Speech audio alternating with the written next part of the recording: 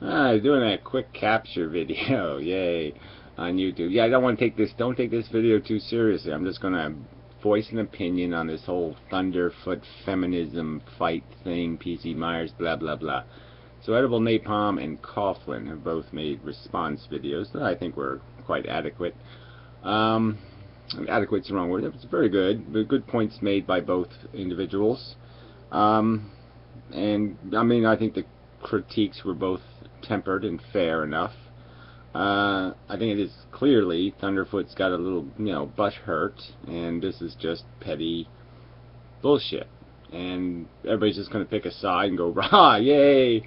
I mean, I don't like either one of these sides to atheism. I don't like this agenda atheism any more than I like the beauty in the universe Thunderfoot crap.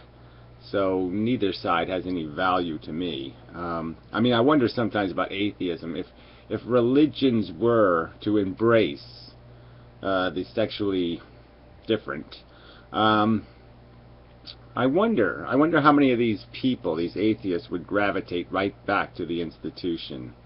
Go back to sing songs and all that kind of crap, as long as they were accepted and loved. Blah, blah, blah, blah, blah. Because they seem like traditionalists in every other way. And the other thing, I think the biggest thing Thunderfoot just misses is that, atheists are by category somewhat hedonistic, right?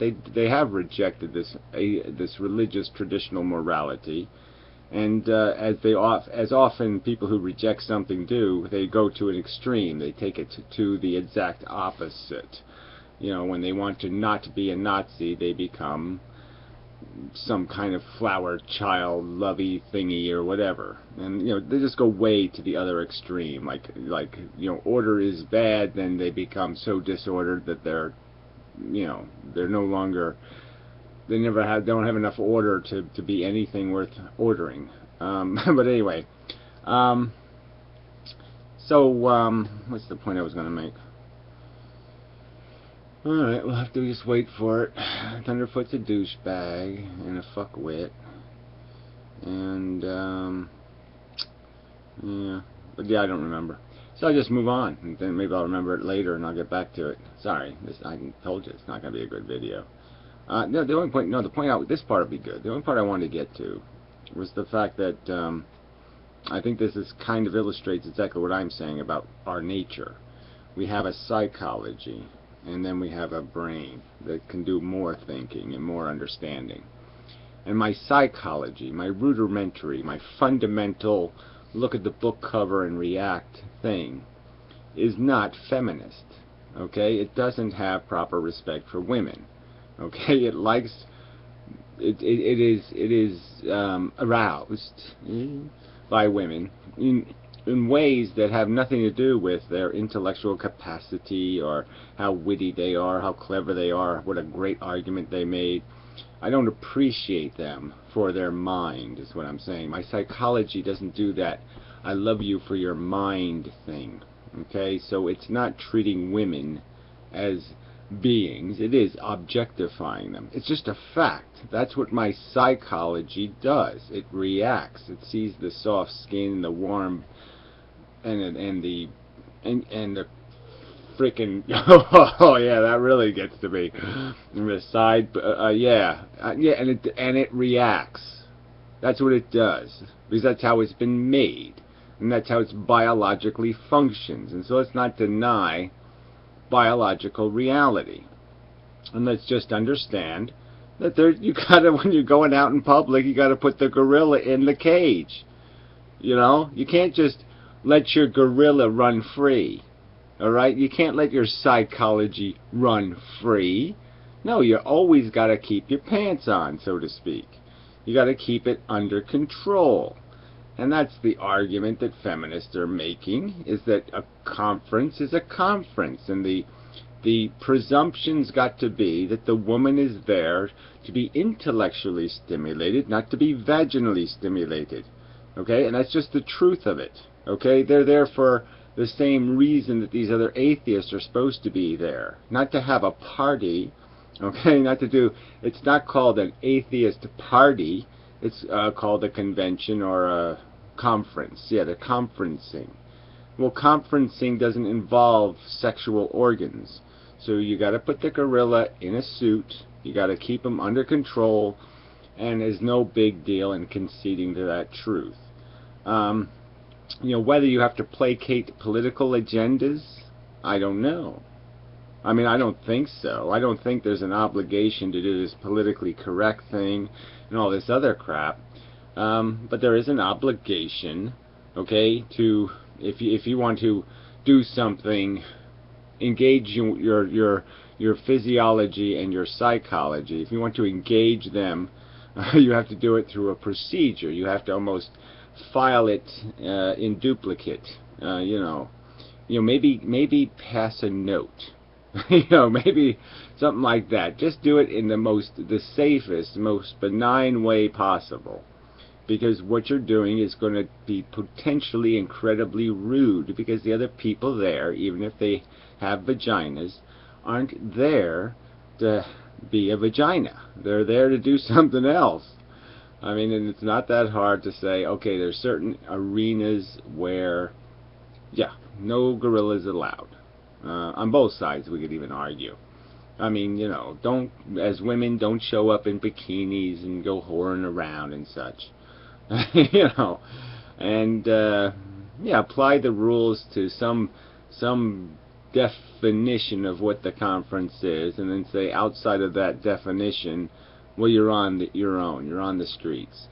But yeah, I'd say there's every reason for women to be a little more suspect and paranoid, even worried, concerned, because of the nature of atheist philosophy and the nature of the individuals who have gravitated to it.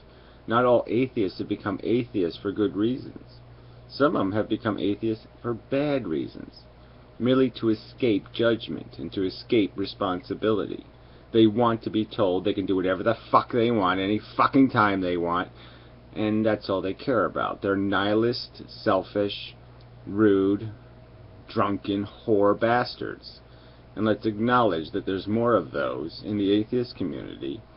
There's less of them keeping the gorilla under control. And that's just the truth of atheism. So let's just acknowledge that truth. That the other religions subjugate women for other reasons, for another agenda. Okay? I mean, atheists don't have it as a philosophical dogma.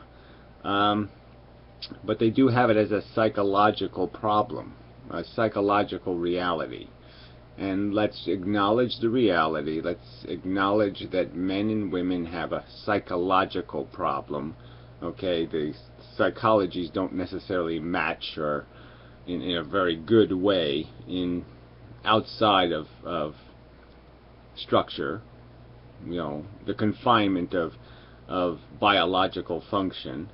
And when we're doing this thing beyond biological function, when we're doing something besides consuming and reproducing, we're going to have to be thoughtful and careful.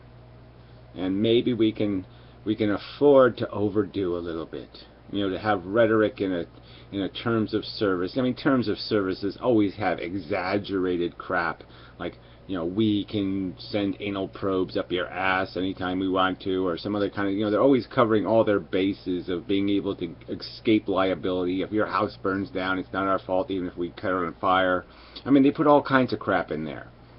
And it's not like they're going to catch your house on fire, but they're just saying, we don't want responsibility if your house gets caught on fire. And so, they'll have rules for conduct that are insanely, preposterously silly. So what? They're not going to get enforced by anybody. They're not that big a threat. And so all this noise and energy for nothing. When we should just concede the real problem. The real problem is that we are biology trying to do something more complicated and sophisticated and nuanced than consumption and reproduction. We're trying to be smart and elegant and all this other crap. And it's not easy. It's not easy to be all that crap when you're hungry and horny. Hungry, horny does kind of take charge sometimes. It does own you, your biology. And I think it's reasonable, though, to say there's places where you go where you just can't do the hungry, horny thing. You just have to wait till later, like going to the bathroom. Sometimes you have to wait till you have a proper place to do that. You can't just do it because you feel like it. Yeah, it's not, but whatever. But yeah, all this is just all petty crap. Just all this agenda. All these people with their fucking agenda. And the agenda doesn't seem to be get to anything honest. I mean, it seems like that there are a lot of women who just deny male biology altogether, like it doesn't exist. It's just like, what the hell? That ain't gonna work, lady. And then there are men who have just absolutely no capacity to understand that the DNA molecule doesn't have to own them. That they can be big boys now and grow taller than their fucking chromosomes.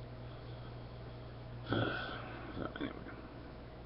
There, I'm just speaking from on high. Yeah. Sermon on the Mount of fuck you, it's just my opinion. But really, I think it is obvious that we just have a psychological problem. We have to acknowledge the psychological problem and try to do better. Not that difficult. I will try to do better. There, that's not that hard, is it? Stupid fucks. No, that's enough. It's got to be enough. 11 minutes. YouTube will kill my video. Kill it. They'll just ruin it. I'll press the button and it'll disappear. Watch this.